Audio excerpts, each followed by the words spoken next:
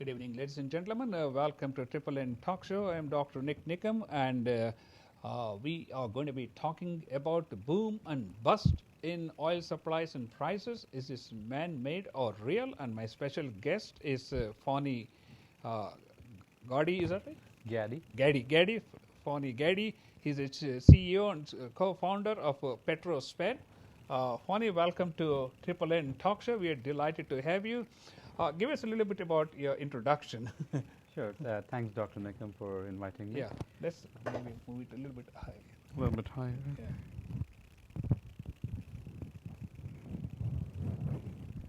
That better? Yeah, let's try. Yeah. I'm the CEO of PetroSpan. Yeah. I quit my job about a year ago to start this company. Yeah. I was an analyst forecasting supply of oil and natural gas in the United States for the last 8 years. Yeah. Before that, I worked for about 6 years at the University of Texas as a research engineer. I see. I have a master's and bachelor's in petroleum engineering. Yeah. So I've been in the oil and gas field for about 15 plus odd years now. That's fascinating because, you know, I am a cardiologist. I fix broken hearts. But nonetheless, when we watch this news and the oil price goes from $40 to $140 and then it swings back to $35 or $40, I have no idea how this can really happen, because the oil supplies are for a major part fixed, because all resources, that's what I studied in my master's, is most of the resources are finite. That means they are only so much. Mm-hmm. And when the resources are sort of almost fixed, how can the prices fluctuate from like $30 to $50 or $100, $140, then drop again like that? So maybe you can walk us through. And what we're going to do is we're going to see if we can use the PowerPoint here so that people can, follow with us. Sure. And this is the first time we are trying this. And just bear with us and let's see if we can. Let me bring up the first slide here. Just to explain what I'm talking about. And here is a graph of, maybe you can explain to us. And as we can see, let me see if my mouse is working. Well, okay, you can just walk us through. And as we can see, it is a graph from 1970 to 2015. Sure. Oil, as you said, is a resource. Yeah. So there is a limited quantity of that. Now, how we access that resource depends on technology. As technology moves, Yeah. Part of extraction becomes cheaper, I number see. one. And as our consumption increases and we need to access more, we are able to... Hold on 1 second. Sure. Okay, go ahead. Sure.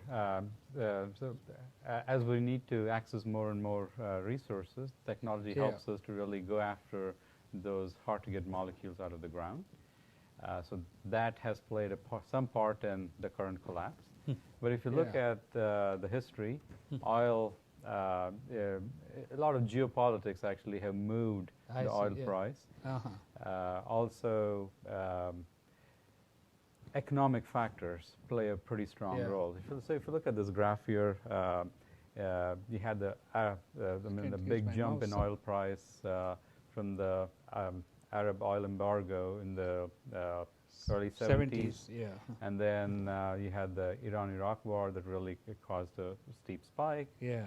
And a big deal that is kind of like the current situation is in the late 80s, Yeah. where Saudi Arabia abandoned its role as a swing producer and basically opened the taps. I see. So that kept the price low for Yeah. long enough. I remember the days when they had like 5 million barrels or something like that. They sort of were in a very narrow range. And I guess they just said, oh, forget it. Yeah, so they opened the taps, and then again, coming to late 90s, Yeah. because of the Asian financial crisis, we Yeah. saw prices really drop. And that's around the time when we saw these really mega mergers like Exxon and Mobil and I BP see. and Amoco and Arco. Yeah. So all of those really, Chevron and Texaco, they happened around that time. Yeah. And since then, the economic growth really took off, and we saw a strong increase in price. And I have a few slides down the road that explain this in a much better way. Come 2008, you had a very strong financial crisis. Economic activity dropped, so prices dropped. And again, Saudi became a swing producer to some extent, cut production, and prices went back up. You know, after 9/11, you would think the oil prices would drop, but they skyrocketed.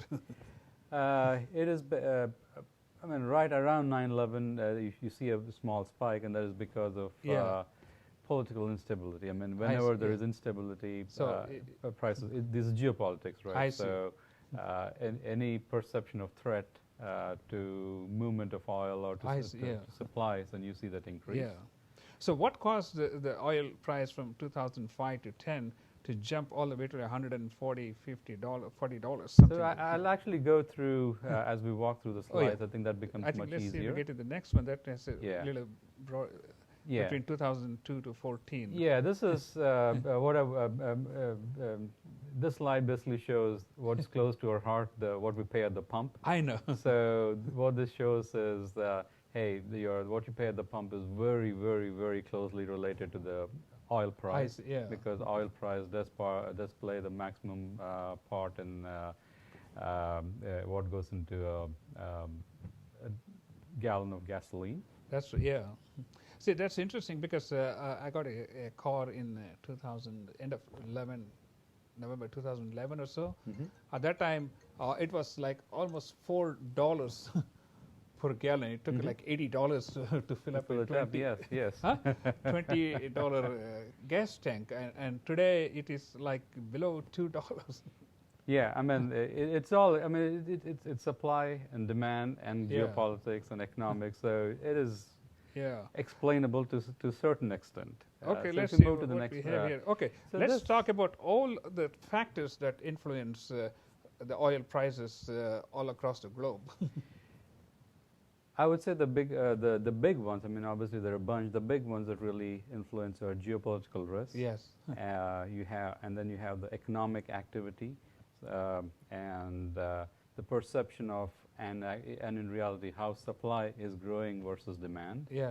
And that is kind of reflected in something that we can measure, which is the spare capacity for production, and obviously what the likes of Saudi want to do or choose to do.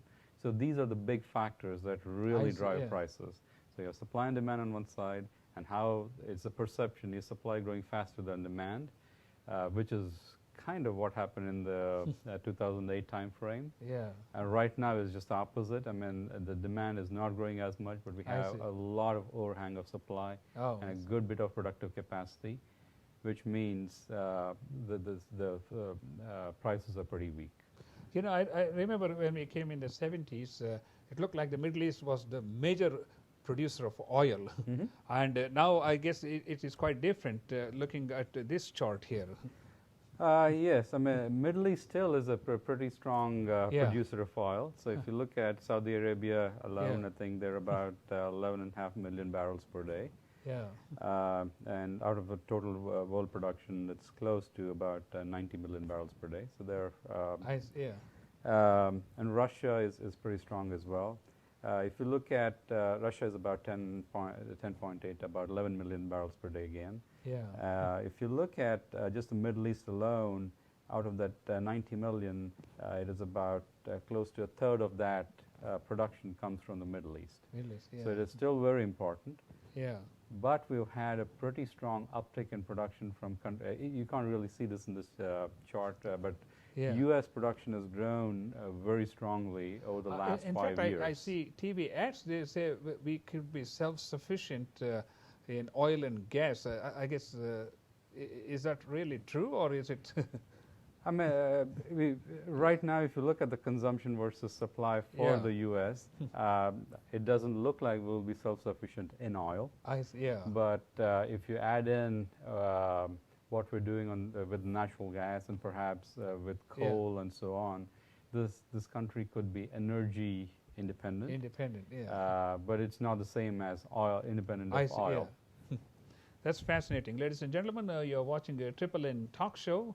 And we are talking about boom and bust in oil supplies and prices. Is this man-made or real?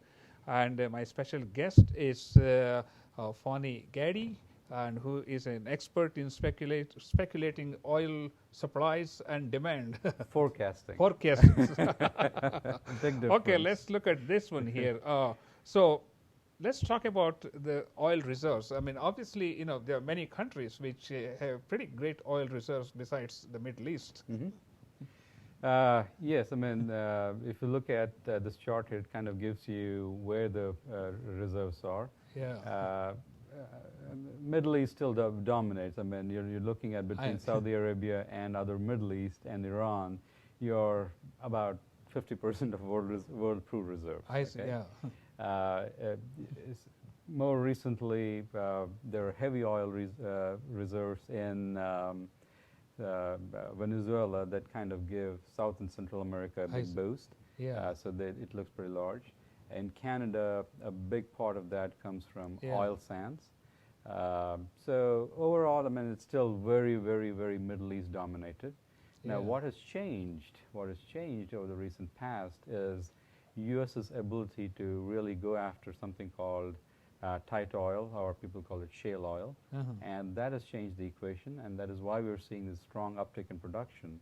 And those numbers most likely will move upward as... yeah, I'm surprised, being in Texas for decades and talking and listening about all these oil rigs of the Gulf of Mexico.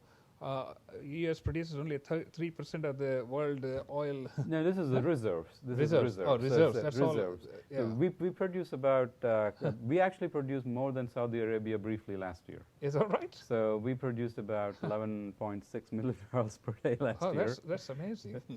So we do produce a whole lot, but in terms of reserves, it's not as much. I mean, this is only the reserves we know. I mean, I don't know if they explore Alaska and other places, they may be able to find more reserves.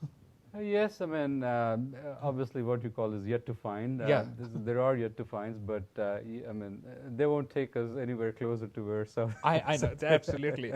Ladies and gentlemen, we are talking about boom and bust in oil supplies and oil prices, and my special guest is Phani Gaddie. Okay, maybe you can give out your contact information and phone number, if somebody wants to talk to you about on this particular topic. Sure. Or anything else. You can reach me at 512-203-9806, and my email is Phani, spelled as P as in Peter, H-A-N as in Nancy, I, .Gaddie, G-A-D-D-E, @petrospan.com. Okay. What kind of services do you provide to your clients? We are a bridge between commercial and technical analysis when it comes to shale and tight oil. Now, shale gas and tight oil have, we started really exploiting these over the last 10 years or so, and there's a pretty strong uncertainty in terms of how these will produce and how the well productivity will hold up over the longer term. And I work with engineers who really help me, and I come from a commercial background. So together we put out a way to value oil and gas assets, oil and gas operators, based on scientific analysis. That's interesting. Okay, let's move on to this next one. Maybe explain to this one. And I mean, they talk about India and China being major consumers of oil in the emerging markets, and how does that impact oil supply and oil prices? Sure, it does impact oil prices. If you look at the non-OECD GDP, I mean, basically, which does strongly depend on what India and China do. Yeah. In the 2008 timeframe, the production, the GDP growth was very, very strong. Yeah. And which means at that point in time, when you looked at the world, you would imagine that the supply, the demand would pretty soon outpace supply. I see, yeah. Which is why we saw that very steep ramp, because there's a productive capacity. I see. And as you start to, as the consumption starts to erode that productive capacity, I mean, spare productive capacity, then the perception is we're running out of oil. I see. We're running out of supply in some form, and so Yeah. that basically pushed the prices very, very strongly. That was a pretty steep uptick in Yes, that price. was- yeah. Right after, 9/11, it just went up from like $40 to $140. Yeah, Something like that. Yeah, so that is that good period of economic growth. So good Yeah. period of economic growth, oil production is not. So how much was that was driven by the growth and expansion in India and China and other places versus manipulation of the markets? So if you go to the next slide, actually, so if you look at, Okay. This is what you call the spare capacity. Yeah. So this is the supply that you're getting, plus what you can really supply the world with. Usually the spare capacity is maintained in the Middle East. I see, yeah. So that spare capacity, when it erodes, Yeah. and the supply, as I said, it's a perception that the demand is going faster than supply, Yeah. then prices go up. And part of it, I mean, yes, there was speculation, and yes, there were people who Yeah. jumped in. I can't quantify which one is which, but it's a commodity and it's Yeah. a fixed amount that you have. So at that point in time, it did look like, hey, Yeah. I mean, $140 was not sustainable, That's, yeah. but And I mean, it came down with much more vigor. Back in 2009, and what factors were influential in bringing this oil price drop like a rock? so if you actually go to the previous slide, Yeah. it is that GDP drop. Oh, I see. So economic activity really Oh, dropped. slowed down. Slowed down There's no tremendously. demand. Yeah, that is one. And So you're talking about the GDP all across the globe, or in emerging markets? I mean, GDP really struggled all across All the across globe. the globe. All across the globe. I mean, right after the financial crisis. I see, yeah. I mean, you saw that in the U.S., you saw that Yeah. across Europe and on OECD and everywhere. Yeah. But the fascinating thing is it has continued for almost 6, 7 years. Even though the stock market has totally recovered and all these things, at least in the United States. I mean, how do we explain that? Explain what, that the oil price held Yeah. up at $100? But oil prices continuing to go down. No, it actually came back up. So oil Yeah. price came back up after that dip. Yeah. And it kind of, if you look at it, it kind of held Yeah. in that around the $100 range for Oh, a yeah. while. And the reason why it held up is, I mean, a part of it is Saudi Arabia did its part as a swing producer early in that Yeah. 2009-10 time period, and plus economic activity I see. recovered, and we lost a lot of capacity to outages. Basically, I see. think of Iran, Yeah. think of Libya, Yeah. and all the South Sudan and so on. So all of these areas where we started to see the Arab Spring take over. Yeah, the and political unrest. the really political took a unrest. toll. Yeah, exactly, and Nigeria and so on. So we lost a lot of supplies. Yeah. And so that kind of kept Yeah. that tension between supply and demand. So we had oil prices pretty robust. Yeah. So I think somewhere in 2014 it takes another nosedive. The reason why it took a nosedive in 2014 is you started to see Yeah. bad economic news come from China. So I see. Chinese Oh, demand. yeah. I think that was a pretty big hit. Yeah. So basically The Chinese. manufacturing. Yeah. So when we used to forecast demand, so between now and 10 years, half of the world demand growth is China. I see. So that was kind of, I mean, like, Yeah. and however you worked out the numbers, that was how that's where it That's landed. interesting. I think there's a slide further down which shows comparison between India and China. We look at it. So China is sort of like a driving force right now. China was a driving force. I think still is a driving force. But Yeah. when China sneezes, I think the world catches a cold, which is what happened. And we are having a slowdown there. Now, the other piece for I said is supply outages, right? Yeah. Now, there's been a very, very strong growth in U.S. supply. Yeah. And we've actually overtaken that outages by almost 1 million barrels per day. Yeah. So now all of that risk premium and hey, your supply short has gone away. Yeah. We have abundant supply, and we're dealing with lots of issues with demand, and hence the prices nosedive. Oh, okay. I think these low prices are not good news for Texas.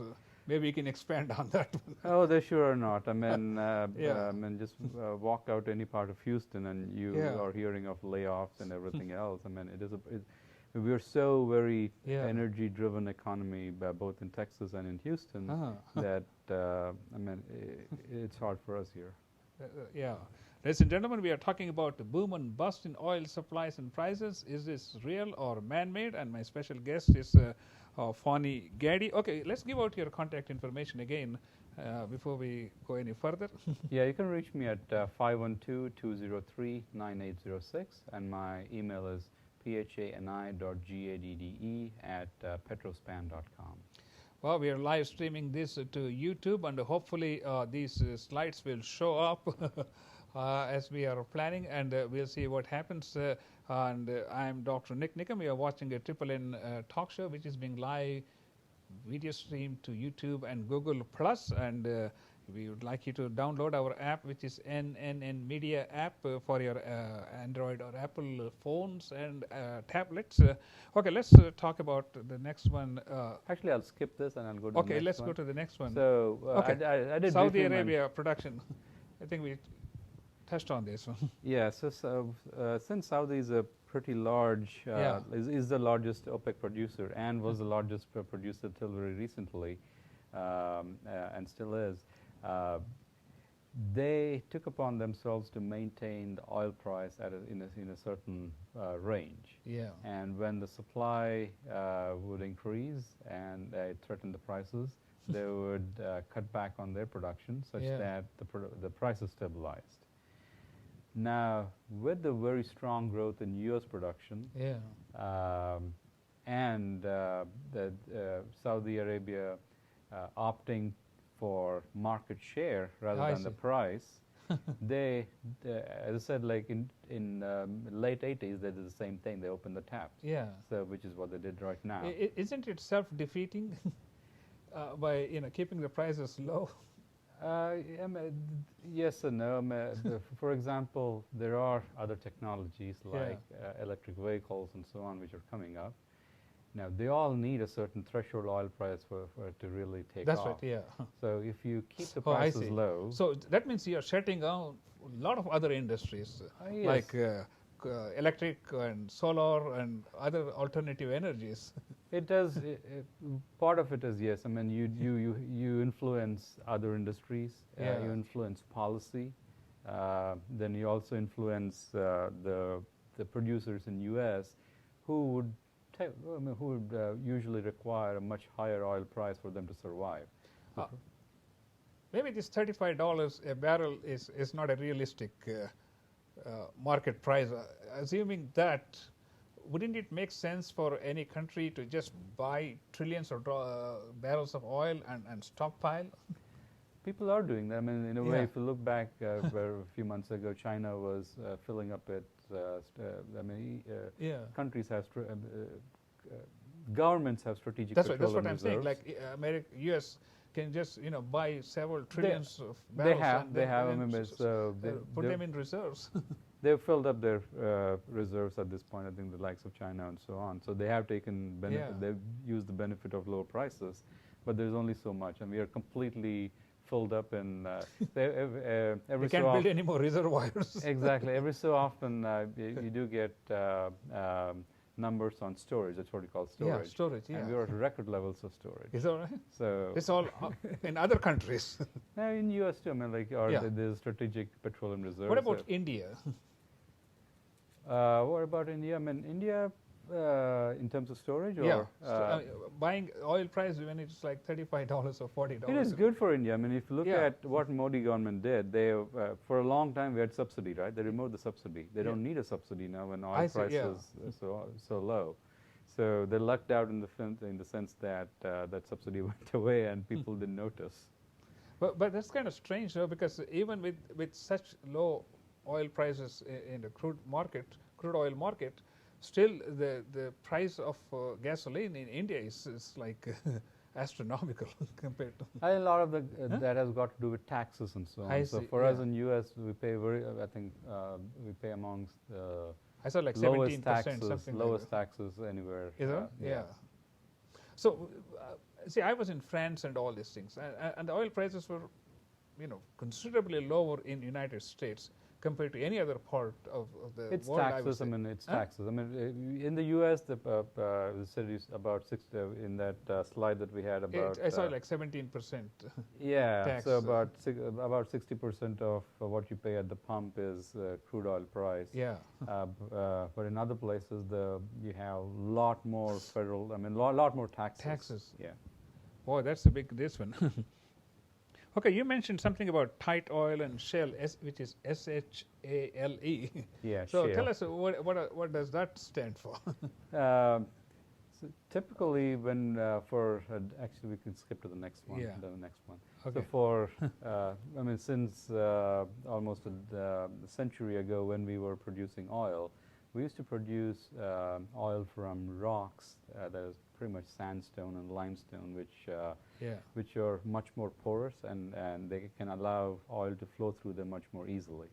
Now we are talking about producing oil from shale, which is like almost several orders of magnitude tighter. I see. So it's very hard for you to produce oil from that. I see. Yeah. The only way that all of this really happened, but this became possible, is over the last decade or so, independent operators in the U.S., the likes of EOG Resources and so on, they were mastered how to drill horizontally and frack these wells and produce from them. Okay, yeah, let's talk about fracking. Mm-hmm. As I said, I'm a doctor. I don't even know what fracking means. Maybe you can explain to us. There are a lot of pros and cons about this fracking, isn't it? Yes and no. I mean, in the simplest sense, you drill a well, in a horizontal well. So you go down vertically, and then you steer and you drill it horizontally. Horizontally, yeah. And once you've done that, you basically seal off a certain part of the well bore, and you inject fluid at very high pressure. And that high pressure basically cracks the rock open. I see. Fracks the rock. Yeah. And then you pump certain things which you call propping to keep that thing propped open. Yeah. So that in short. And so, a typical well in the past, you would run 5 such fracks. Now it's, in places like Bakken, you can run even 40 such fracks. Oh. So you run those fracks. And I think there's the next slide, I think it's not this one. You have this fracking, which is skyrocketed, the number of instances of fracking. Yeah. So it's actually, if you go to the previous slide, it's interesting. So if you look at the U.S. production, the chart on the left is U.S. production. Yeah. You've seen almost a 70% growth since 2008. And all of this is because of this tight oil. I see. This did not, we didn't. Nobody knew about this technology. Yeah, when we were forecasting, say, in 2005, this did not exist. Even in 2009, this did not exist. So the new technology can make a big difference as to how easily we can extract oil from the ground or from other reserve areas. Yeah, say if you went back just about a decade ago, the next, people were thinking of like in Canada, the oil sands or like ultra deep water and so on. So those are the places where they were the next frontiers where you're going to get oil from. Yeah. Now this shale and tight oil completely changed the paradigm. I see, yeah. The shale gas was the first that really came up and completely changed the paradigm for everything gas. I see, yeah. And now it's tight oil that's changing the world oil. So is this primarily in the United States, this fracking, or is it worldwide? You could do it anywhere. But are they doing it now? For example, in Argentina, there is a pretty large shale play where you could, in theory, produce a whole lot, or in Europe and so on. But U.S. is very different. The reason why it is different is it's mineral ownership. So if you own the land, most likely you own the mineral rights too. Yeah. And if an oil company leases the land and actually drills on it, you get royalty from it. I see. So without spending a penny, you're getting, like, say, a few $1 million if people put wells on your property. Yeah. Versus if you go to a place like India, or like Europe, it's the government that typically owns the minerals. Oh, I see. So you as a landowner is inconvenienced. 3 feet of land depth. So you're inconvenienced with all of this right? without really, I mean, getting compensated in a great way. So all the resources underground, beneath the surface, belongs to the government then. Yeah, I mean, like, so in the U.S., there's something called coal bed methane that really took off and so on. But when BP tried to do this in West Bengal, yeah, I mean, they ran into all kinds of trouble. Right? It's just because I mean, if people were compensated, they got the money into their pockets.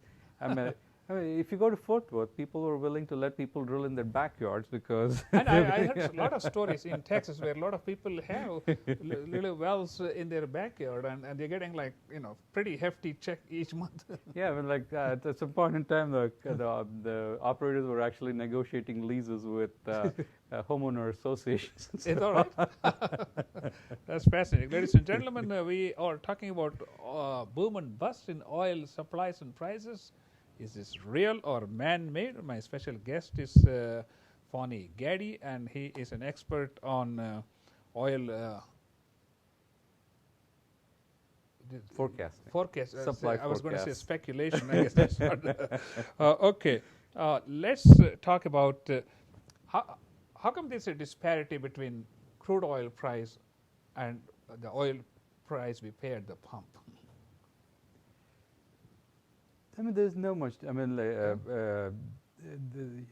you pay for the refining and transport and so on. So in theory, there's not much, and taxes and so on. So one of the charts I showed you early on, it shows that oil price and the gasoline price, they go hand in hand pretty much. But it looks like, because when the oil prices drop, they don't drop at the same rate at the pump. There typically are lags and so on. That's because the demand for products changes slightly slowly. So in the meantime, the refiners really make money or not, depending on how things go. So what is the future for Houston and Texas? It is pretty good. I mean, actually, we can skip to the next one. Yeah. We did talk about the reserves, right? Yeah. So because of great improvements we made on the technological front, a lot of these reserves have become accessible to us. Yeah. So if we believe that there are close to 30+ billion barrels recoverable in an area around North Dakota called Bakken, and a pretty similar number in Texas around Permian and Eagle Ford and so on, you're talking about very large quantities of oil. Yeah. Now, yes, today's prices are low and everybody is hurting. Yeah. But over the long term, I mean, this does provide us with several decades of, probably about a decade of drilling inventory where you can produce these from these plays. So what does it mean for Texas? I mean, Texas has benefited immensely from what happened right a little bit west of San Antonio. There's an area called Eagle Ford. And then West Texas, which we call as the Permian. Yeah. Eagle Ford went from producing 0 barrels per day to close to about 1.5 million barrels per day, which is close to 1.7 to 1.8% of the world's supply. I know. in about what I would say, in about four years. I see. So it's just amazing. And the same thing with Permian. We've seen about close to 1.2 to 1.3 million barrels per day of growth. It was a good story for Texas. It still is a good story. I know we're going through a transition. The world, the prices are changing and so on. But yes, I mean, it is good for Texas. So what do you see in the crystal ball for Texas, Houston, and U.S.? I mean, you have to look at in terms of the prices, right? The prices, in theory, will have to recover to some extent. People are saying that probably 70 is the new 100. It is very possible. Yeah. So some of the more expensive projects, especially from Canada, will be challenged in North America. And even within Texas, there are obviously not every shale well is created equal. Yeah. So there are some operators that will see that will be challenged in some form. But in general, I think the prices, if and when they rise back to the 60s and 70s, then things will be back to normal. So what's the threshold for things to pick up in Texas in terms of crude oil price? Part of it is so there's the economics of production, there's the psychology of production, and there's what the Wall Street does to production, right? Yeah. So for a long, long time, Wall Street incentivized this production growth because your stock price was much more closely tied to your quarter-on-quarter production growth and not your cash flow. But when things get tough like this, then cash flow is supreme. So you have seen very strong drop in rigs. So in places like Eagle Ford that I just mentioned, we've seen rigs really down to a third of what they were about a year ago. And so for it to pick back up, I mean, is there a magic price?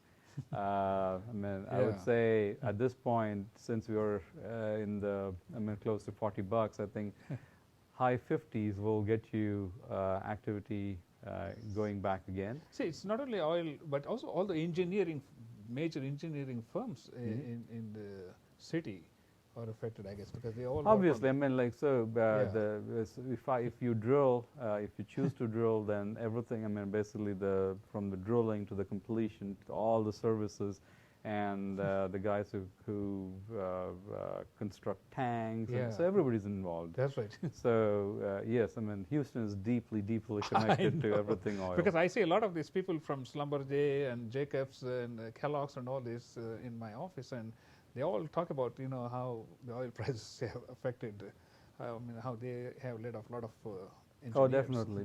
I mean, it's a very tough time we're going through right here. Let's see what do we have next here. We talked about this. Yeah. So I think it's pretty much all the technology progress that we had. And okay, let's talk about, is electric cars going to have a major impact on the oil consumption? I mean, right now they're not having an impact. I mean, they're the very, very small percentage of the world vehicle population. I mean, yes, they're having a marginal impact, but not a whole lot. So when you talk about electric cars, you have three types. One is the hybrids, like the age-old Priuses, where you would have both the gasoline and the electric engine. And then you have something called a plug-in hybrid, where you can actually plug it in, and it has, then it can kind of do what the Prius did. And then you have a purely electric vehicle like the Nissan Leaf. Oh, I see.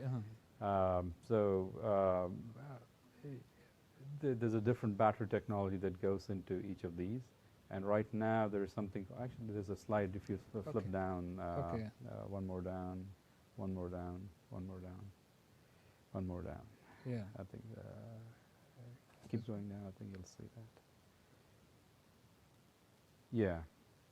So the lithium ion is the lithium ion is what goes into the Teslas of the world. Yeah. And Tesla is investing a whole lot and trying to, I think by 2020 or something, or I think by 2017, they will be producing as many lithium-ion battery packs as the entire world produced in 2013. I see.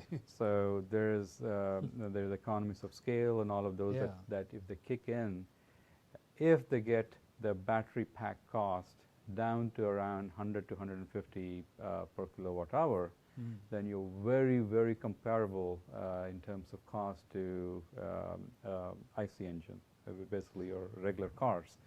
So at that point, then yes, there is a market pull. I mean, in the sense that hey, this car is not terribly expensive compared to a regular car, so maybe I'll want to buy it because cost of ownership is total cost of ownership is lower. At the same time, you may even get a policy push because the cost is so low, and because the demand for petroleum in the U.S. is primarily from transportation.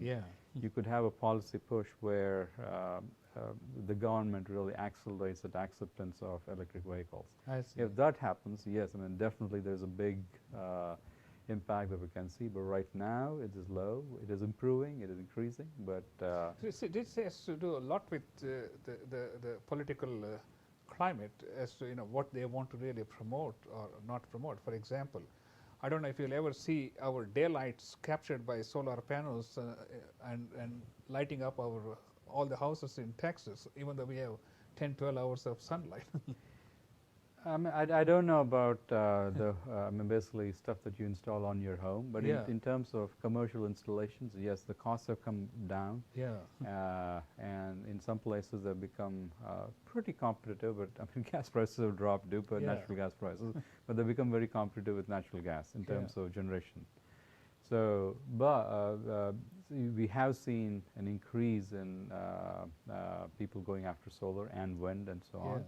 But there is a limitation as to what percentage of those you can have in the grid because of reliability issues. I see. But in general, yes, you're seeing investment go that way.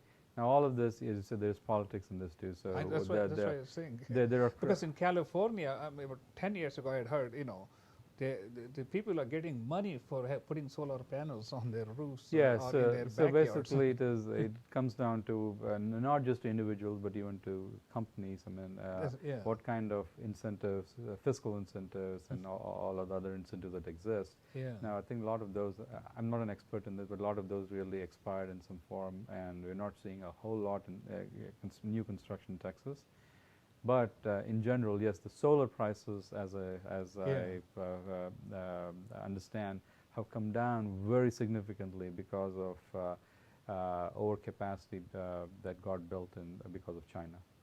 Yeah, in fact, because I had a gentleman talk about solar panels on one of our talk shows, and he said, if you invest roughly $10,000 or so, you should be able to supply the adequate energy for like a 3,000 square foot house.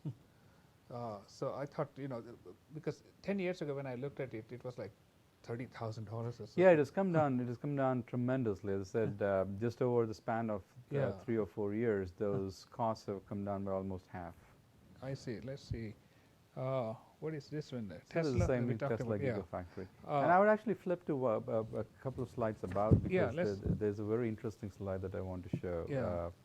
Which one is that? It is slide number 24. Okay, here is 24. Actually, no, it's 23. 23. Okay, let's go to 23 here. So what I show here, the chart on the right and the bottom, is the forecast for U.S. petroleum consumption by the EIA, the government agency that forecasts. I see, in 2003 versus 2015.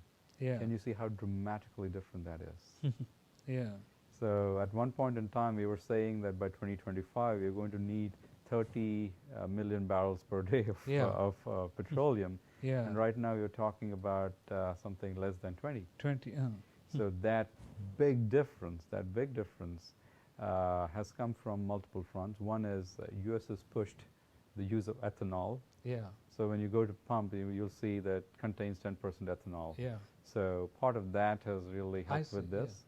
And when also improvement in the efficiency of mileage and all. Exactly. So there's something called the CAFE standards. It's an average fleet efficiency. And so government has pushed for much stringent CAFE standards. So that has improved the average fuel efficiency. And then there's a big change from the consumers too. When the prices really went up, people stopped buying those Suburbans. I know those. And so if you remember like what happened in the rhetoric that we're hearing from the government and from the auto manufacturers in the 2008 and 9 timeframe, it was, hey, we don't need to build those large semis and so on. We are going to be building more of fuel-efficient cars.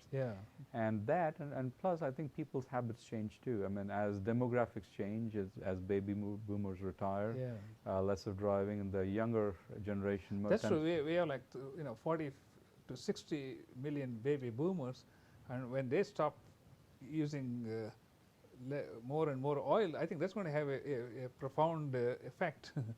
So that is having an impact, and the younger generation tends to be more more urban centric. So that is helping with reduction. I don't know, like stuff like Uber and all of the Yeah. shared economy. If that takes off, perhaps it will then. Yeah. So are we going to see continued improvement in gas mileage in the automobiles, or have we reached a peak? I can't answer intelligently, but my guess is we will continue to see improvements because there are multiple things that are happening. Like, for example, Ford came out with their aluminum body. Oh, I see. Yeah. So that's lighter, so that's lightweight. I mean, you saw this in aircraft at one point. Now you may see something better designs and so on. I mean, and the mileage may not be purely mechanical. It can be right now how you have a GPS instead of taking you with the shortest route, it could take you with the most eco route. I see. And so on. So yes, I mean things will change and we will see improvements. Yeah. Well, let's give out your contact information and. Yeah, my phone number is 512-203-9806 and my email is phani.gaddee@petrospan.com. Oh, Phani, it's been a great pleasure talking to you, and hopefully this program has recorded up as we have planned. Otherwise, we may have to do some heart surgery on this one. Thank you so much, and it's a pleasure having you. Ladies and gentlemen, you are watching a Triple N talk show. We are talking about boom and bust in oil prices. Is this real or man-made? And my special guest has been Phani Gaddie, and we'll see you next week. Thank you. Thank you, Dr. Nikam. Thank you. Let me see. How do I get back to where I was? Okay, let's go back here. I think we were doing all right. Okay, we are back here. Any final thoughts, Phani? I mean, I think Texas is so very dependent on oil, and I hope oil price does improve. I mean, it affects our lives in multiple different ways. All right, thank you so much, and we'll see you. Thank you, Dr. Nikam. Yeah.